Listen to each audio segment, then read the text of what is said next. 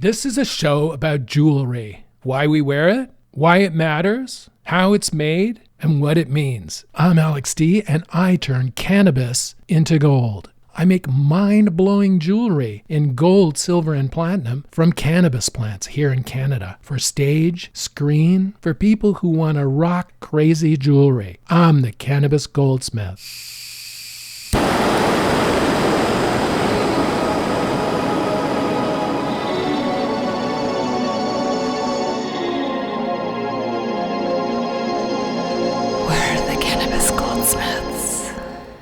How's everybody doing? No, really. How are you? It's been like a month, not even a month. It's been 3 weeks. How's everyone? You hanging in?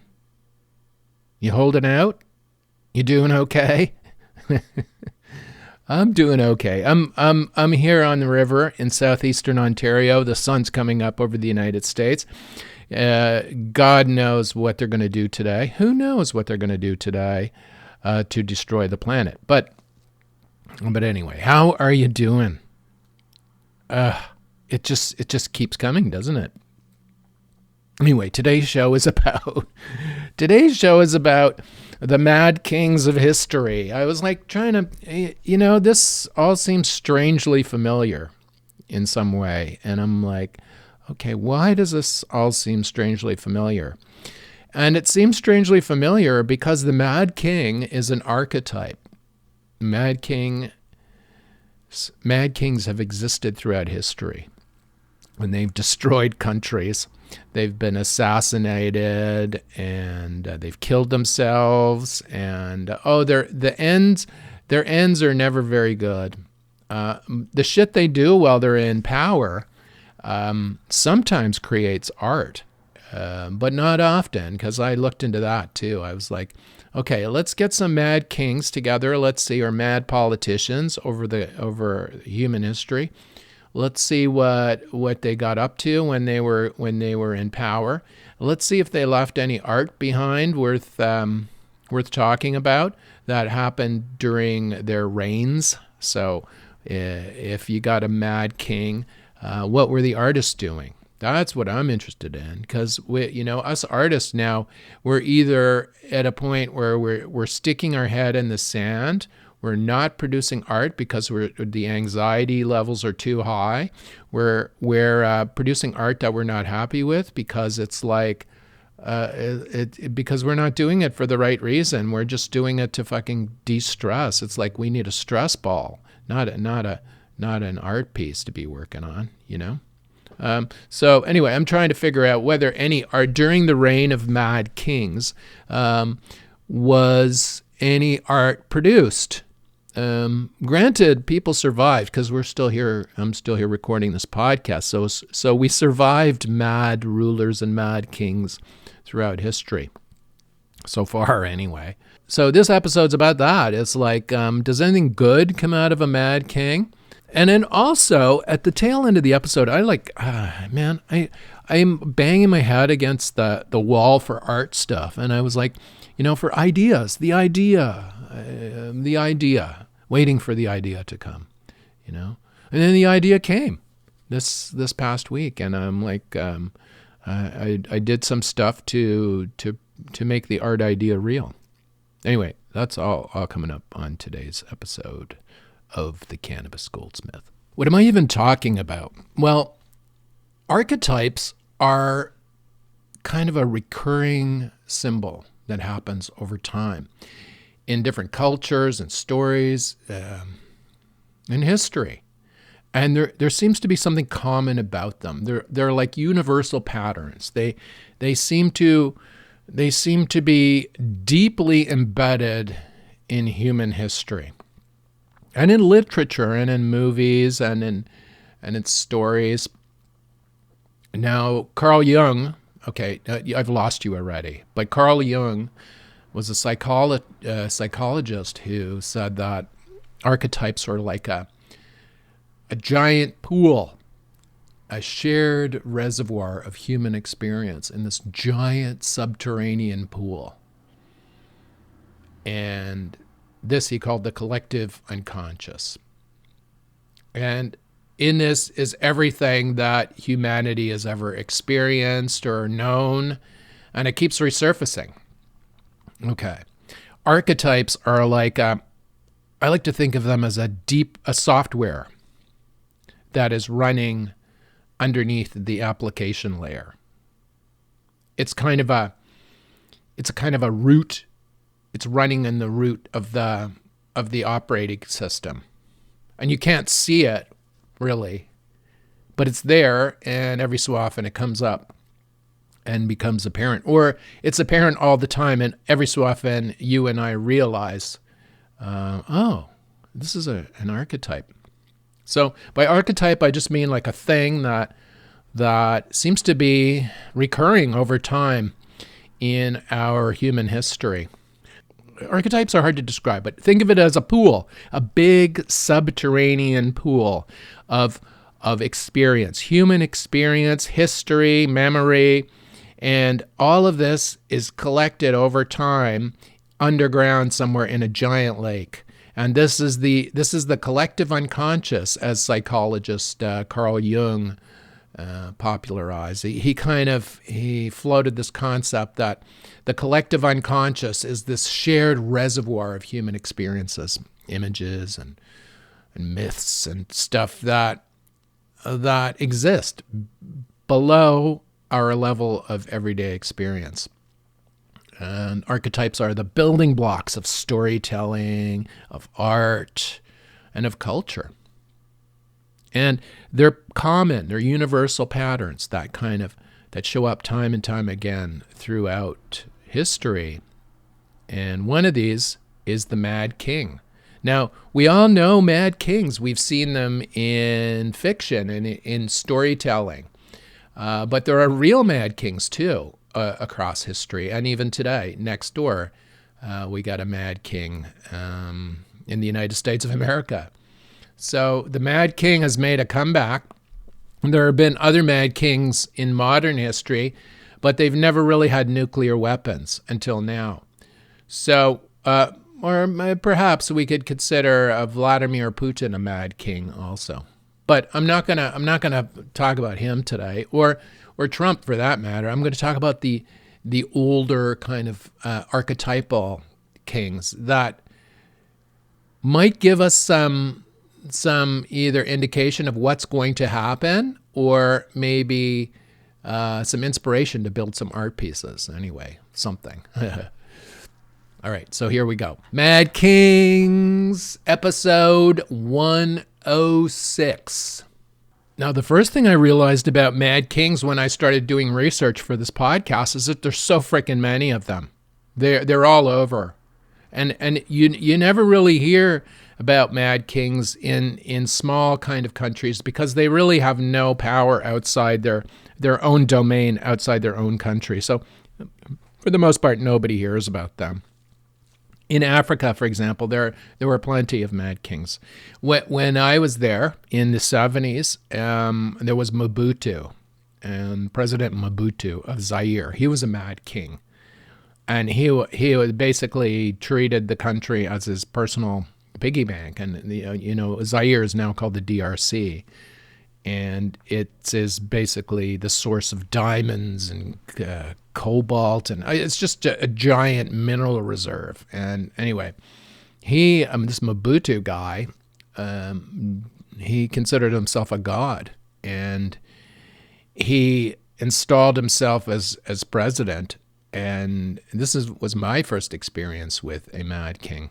And what he did was, on television, there were no television programs there in the country, really. There was maybe a news program at the end of the day, and that news program, of course, was government-controlled news in Zaire by Mobutu, the president. But for the rest of the day, there was just a picture of a blue sky with Mobutu's hat in it, like the sun, much like you would see on the Teletubbies' sun, in the sky smiling or whatever. Now, Mobutu ran this video loop of him smiling and everything and winking or whatever up in the sky like a god. And this, even though the vast majority of Zairwa, or today we'd call them Congolese, but the vast majority of Zairwa did not own a television. In the towns, there would be like a stereo store, and there would be a television in the window of the store that nobody could ever afford to buy. It was something you could aspire to. And on this TV was playing this Blue Sky with Mobutu. And this got out into the whole country, and this is how basically people thought he was a god. And this is why it's that simple. It's that simple to shape somebody's political opinion, or using mass media, even primitive mass media like that, which I thought was fascinating. I was like, this guy's like, what? Why is he doing this? Like, why is he putting his head in the sky? Like, why don't they just have programming that like I can watch? What the fuck is this about? And what it was about was propaganda, and it was, making the leader, buffing the leader up to be God, because he considered himself God, and so and he had the wallet of the state in his back pocket. So he basically, okay, let's make sure everyone else knows I'm God too. So this is what he did. Now this is a common trait with mad leaders. They think they're infallible, or they think they're God, or they think nobody can do anything better than they themselves can do. And this leads to their downfall. Because there's always a downfall. Let's talk about the fake ones, the fictitious mad leaders first, and then we'll go into the real ones after that. How about that? Okay. King Lear. Everyone knows King Lear, Shakespeare. I hate Shakespeare. But King Lear, King of Britain, divided his kingdom, poor judgment, descends into madness, and he dies heartbroken. Aerys II Targaryen, paranoid, sadistic, obsessed with burning enemies alive, and killed by his own bodyguard, Jaime Lannister. Palpatine manipulated the political system to become emperor. Ruthless dictatorship, destruction of planets. Thrown into the Death Star reactor by Darth Vader. There you go. That's the fitting end for Palpatine. Okay. I'm not so up on Lord of the Rings, but there was Denethor II, Steward of Gondor, ruling in place of a king. Paranoid. And he burned himself alive in the end. The Hunger Games, President Coriolanus Snow rose through the political ranks to become president of the realm, maintained control through oppression, death games, and propaganda. Overthrown in a rebellion, executed by an angry mob. Okay, now these are some of the ones you might know from fiction. But I mean, the mad leader goes, it's just a matter of scale, from small things to old historic countries, but to now we have a modern mad king who's God knows what he's going to do. Now, for some real mad kings, what happened to them? The real mad leaders. Caligula seems to be, maybe he is the archetype of mad leader archetypes. He had delusions that he was God, extremely cruel, erratic behavior. And there's a myth that he threatened to make his horse a consul. Now this would be like making this Patel guy the head of the FBI in today's terminology. Now, he was assassinated by his own guards after alienating the military. Ivan the Terrible, the Tsar of Russia. He was crowned the first Tsar of Russia, but once there, he created this brutal secret police, and he killed his own son. He died from a stroke, officially, but unofficially, they say he was poisoned. King George of Great Britain, King George III, who ruled between 1760 and 1820. Now, you'll note that this was the time that the America came into being. So this is a young king who was mentally ill. He had erratic kind of governance skills. He was just he just didn't know what he was doing, and the American colonies were lost. He was declared insane, and his son ruled as Prince Regent. Okay, now this is an interesting one because the insanity of one king produced the United States. And maybe the insanity of this king will destroy the United States. It's so strange. It all seems to be a circle, doesn't it? Of course, there's Adolf. He was legally appointed chancellor, and then he did a self-coup. And just like what's happening in the United States right now, he was elected legitimately, but then seized complete control, and which led to World War II, millions of deaths in ovens, and just a horrific nightmare. And he committed suicide in his bunker as the Allies were closing in to get him. Now, these ends we haven't talked about Joseph Stalin yet. Okay. Stalin, everyone talks about Stalin. He consolidated power after Lenin's death. He was absolutely paranoid, down to the level of mass executions, sending people to gulags and purges. He would, before the age of Photoshop, he would take people out of photographs, official photographs, that he didn't like, standing next to him. It's just like extreme control and paranoia. Just like it didn't end well for him. They say he died of a stroke, but some suggest he was poisoned. You wonder which it was. Gaddafi seized power in a military coup in 1969. He was deposed in 2011. He was overthrown and killed by rebels during the Arab Spring. Eccentric behavior, lavish spending, just hideous fucking outfits and sunglasses. That's like the most hideous. His son actually paid, who's that singer, Canadian singer? I'm like a bird, whatever. And anyway, his son flew her out there, paid her like $1 million apparently to play for the son, and she did that. And I don't know if I would do that, but whatever. I mean, musicians seem to do what they want. Anyway, Idi Amin. Idi Amin was this insane African military leader who ruled from 1971 to 1979. He fled after he lost power in 79. He was brutal. He just killed off his opponents at scale.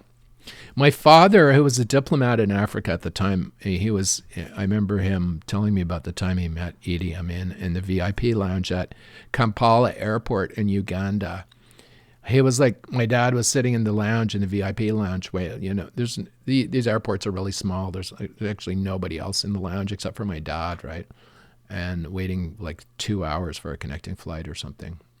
And Idi Amin, as a helicopter lands, and out comes Idi Amin in full fatigue, military fatigues. He had a belt on. My dad describes this as a belt, a heavy cowboy style belt, gun belt, with 2 silver-plated revolvers, like one on each side of his hip. And he reached into the helicopter and pulled out a buck, like an impala, a deer for North Americans, put it around his shoulders and walked into the VIP lounge. He had actually helicoptered out into the country to get his dinner with his shot a deer in And he was just coming back home to cook it up, or apparently. But this guy was a cannibal too, so he used to eat humans and stuff. My dad realized all this as he was sitting there. Anyway, he greeted my dad, and my dad greeted him, and they introduced themselves. And he had this impala around his neck. And this is the story my dad told me of his meeting with Idi Amin in Kampala, in the VIP lounge of Kampala airport. And my dad told me that this is a guy. Well, my dad wasn't frightened. He did understand that this is a guy who killed like thousands of people without batting an eye, right? Like, it's just completely bad shit. Apparently, late stage syphilis was the cause of that. Anyway, he vanished into time. Now, these mad leaders seem to be all over the place, and what did they leave behind? Did they do anything? This was my question about it. What kind of the artists during the time? What did the artists during these crazy times do? Now, I'm not going to talk about the fictitious time, but the first thing you understand while looking at these crazy leaders is that even if art didn't happen while they were in power, art happened after they had their stints in power, and created such fucking havoc in the world that after they were gone, they realigned all the art, and artists draw inspiration. Like, look at all these like Caligula, people like that. You get stories like King Lear, you get Shakespeare out of that, or you get Game of Thrones, or you got these stories of mad, crazy, like Foundation, that story sci-fi story Foundation, and you get very comfortable with the idea that mad leaders exist in the world. But was any art produced? I looked into it, and not much really while these people were in office. But there was one mad leader who actually who was like really something, who produced some kind of lasting art piece. And it was like Ludwig II of Bavaria. Now, he ruled from 1864 to 1886. And he ascended the throne at 18. But he seemed to be like an artist. Like, he didn't want to be a leader. He wanted to stay at home and draw pictures, and he wanted to build castles. So he spent massive amounts of money building extravagant castles all over Bavaria, which still exist today. And you can see them. They're actually Ludwig II of Bavaria castle tours. You could go on to see these incredible buildings. So this is what he left behind. He left a legacy of castles. He was declared insane and deposed, and he mysteriously drowned a few days after he lost power. Strangely. So the Mad Kings, the story doesn't end well for Mad Kings. I mean, throughout time.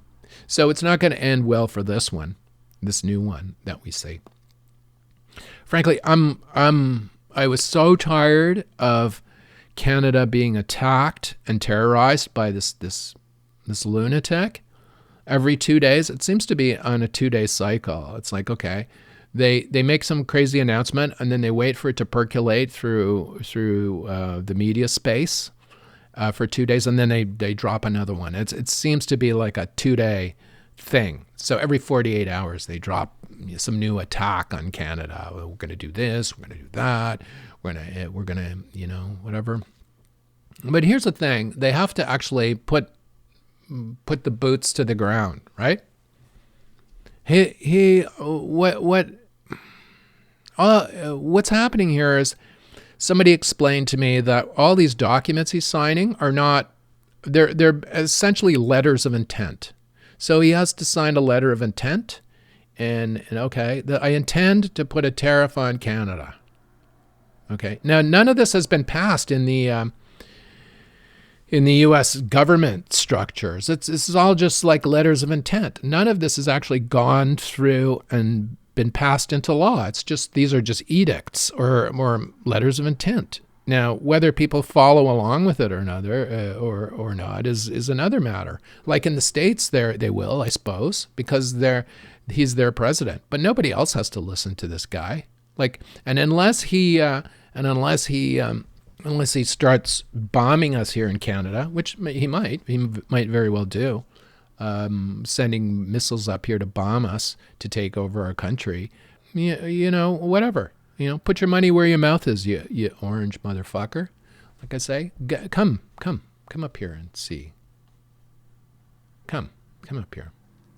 Anyway, what am I doing? I was so frustrated with this fucking 2-day cycle of a takeover shit from the United States. We're going to take over Canada. We're going to do this. We're going to do that. Europe, he's coming for you now. And what we all have to do is we all have to get together outside the United States and trade around them. And while they work out their own crazy shit, and while the mad leader, we see what happens to him. Whether he will go on Mount Rushmore, or whether someone will assassinate him, or whether he'll just go completely mad and turn into a babbling idiot in the corner of the Oval Office, or whether Elon will do a sneak takeover, get him to change the rules around presidents being American born. They'll change all that. If they can change, what they're changing, they can change anything, I suppose. I was so frustrated by that, and I was sitting there in my chair downstairs, and I was like, God, man, when will this fucking stop? And I'm thinking, okay, I got to get out of the house. This is just too much for me to take. So I was sitting in my chair, and I thought, ice fishing. Well, somebody posted a photo on Facebook, in a local Facebook group, of ice fishing huts on the river here. The river here is all frozen, pretty much. It's almost frozen right across in places. But what happens is people set up ice fishing huts, and some of them are just tents like you could buy at a REI or at Mech or one of these camping stores.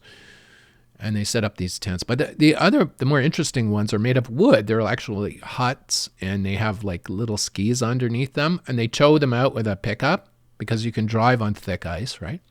If it's a certain thickness. And they tow the thing out, and that's their little ice fishing hut.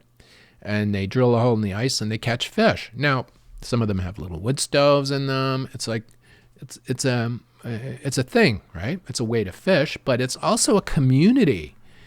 And somebody posted this picture of all these huts. There was like maybe 20 huts in this area along the river up here in southeastern Ontario called Hoople Creek. And this is where they congregate. So I thought, I'm going to go out and photograph the huts and make the huts into a jewelry piece, into a bracelet or a pendant or something. I don't know how I'm going to do it yet, but I'm going to draw inspiration from these huts, because it's like a little village that appears on this slab of ice in Hoople Creek.